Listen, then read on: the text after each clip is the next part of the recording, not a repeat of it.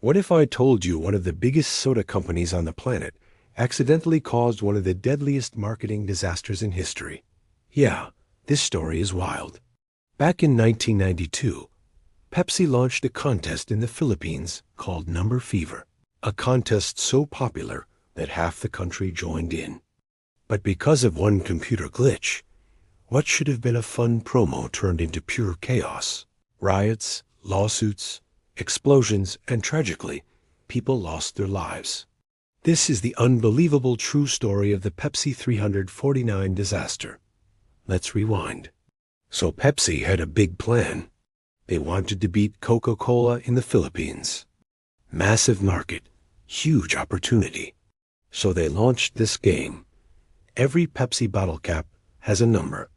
If the evening news calls your number, boom, you win 1 million pesos. In 1992, 1 million pesos?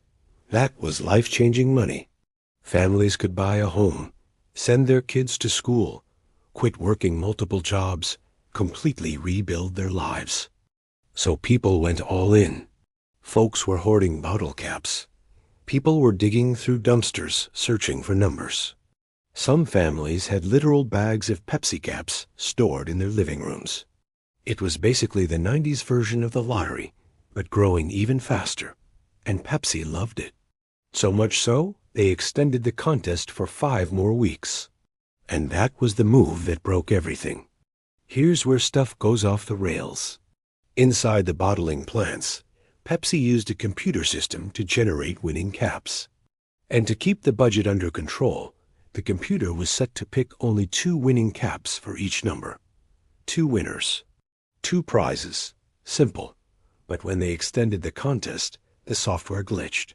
It accidentally marked the number 349 as a non-winning number. This meant bottling plants could print as many 349 caps as they wanted. And oh man, they printed a lot.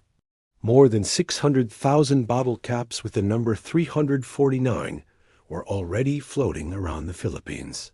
So on the night of May 25, 1992, when the TV news anchor said, "Tomorrow's winning number is 349, all hell broke loose." Imagine this. You're a hardworking parent. You've been collecting Pepsi caps for months. You dump out your bag, and boom, there it is, 349. Then your cousin has one. Your neighbor has one. Your aunt has 2. Your coworker has 5. Suddenly, everyone has a winning cap.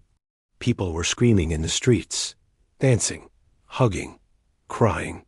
For a few hours, hundreds of thousands of people believed they were millionaires. Pepsi factories were mobbed by crowds from every direction. Police had to rush in just to close the gates. The celebration turned into chaos almost instantly. Pepsi executives had an emergency meeting like literal midnight, we messed up big time energy. They realized the impossible truth.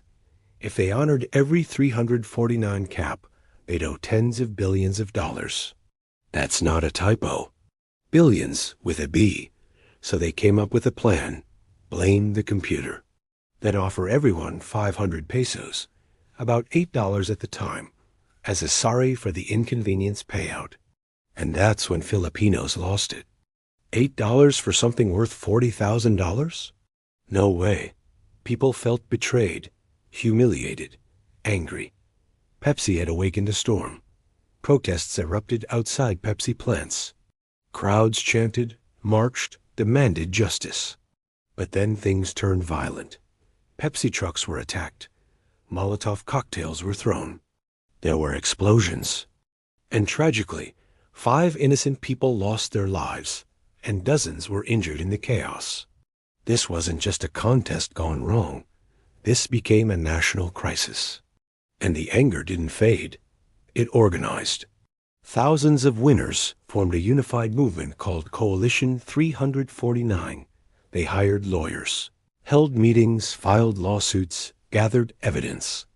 A local preacher named Del Firo became the leader, gathering over 8,349 holders to sue Pepsi for more than $400 million. This was no small fight. This was David versus Goliath, but with soda. And then the plot twist. Newspaper headlines exploded with allegations that Pepsi hired people to infiltrate the protest group and stir up violence, to make the group look extreme and destroy their legal credibility. A police officer even claimed Pepsi paid mercenaries to bomb their own trucks. Pepsi denied everything. Courts couldn't prove any of it, but the suspicion stuck in the public's mind. Meanwhile, court cases dragged on for years. And finally, after over a decade, the Philippines Supreme Court closed the book. Their ruling? Pepsi was not legally negligent. The glitch was considered an accident. Pepsi paid one small fine, 150,000 pesos, around $2,700. That's it. The victims? Left with nothing. To this day, many Filipinos still refuse to drink Pepsi.